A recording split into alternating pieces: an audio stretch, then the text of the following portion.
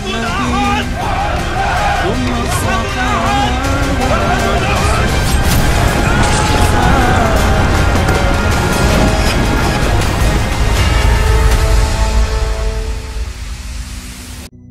Tiga nasihat iblis untuk Nabi Musa alaihissalam. Dikisahkan dari Ibnu Umar bahwa suatu ketika iblis datang kepada Nabi Musa alaihissalam. Dia berkata, "Wahai Musa, engkau telah dipilih Allah Subhanahu wa Ta'ala dengan risalahnya, dan Allah Subhanahu wa Ta'ala telah berbicara padamu. Wa kalamallahu Musa takliman. Aku ini makhluk Allah juga. Aku ingin bertaubat.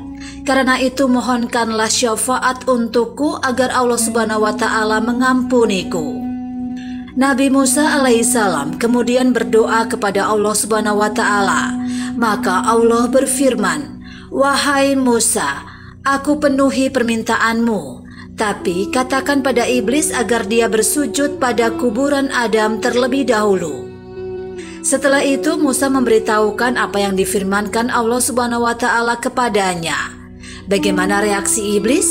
Dia marah besar dan berkata, "Dulu ketika Adam masih hidup, aku tidak mau bersujud kepadanya. Mana mungkin aku harus bersujud kepadanya setelah dia mati?"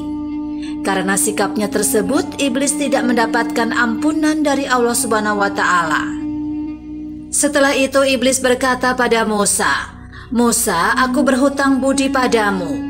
Engkau telah memintakan ampun pada Allah Subhanahu wa Ta'ala untukku. Sekarang aku akan memberikan nasihat padamu.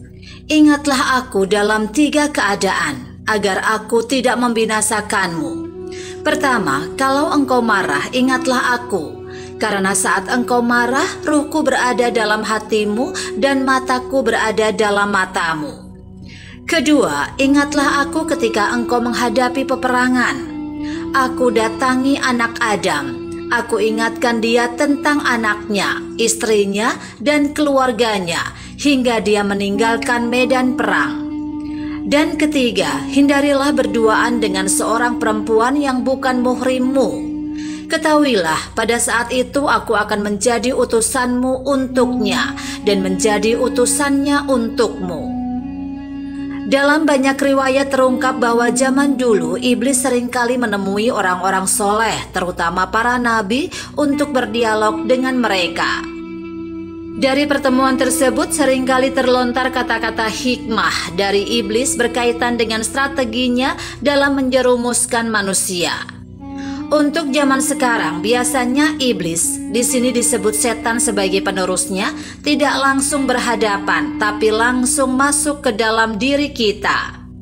Dari kisah tersebut ada 3 keadaan yang membuat iblis beserta bala tentaranya akan efektif menguasai manusia, yaitu saat marah, saat berkecamuknya peperangan, dan saat berduaan dengan wanita yang bukan muhrim, apalagi kalau kita suka padanya.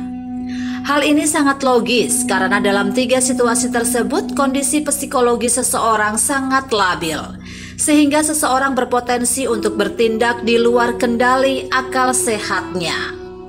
Pada saat marah, setan akan membangkitkan nafsu amarah di dalam hati, hingga seluruh kejelekan bisa masuk ke dalam diri kita. Marah adalah kunci dari segala keburukan dan kejahatan. Demikian Imam Ja'far alaihissalam Shidiq mengungkapkan.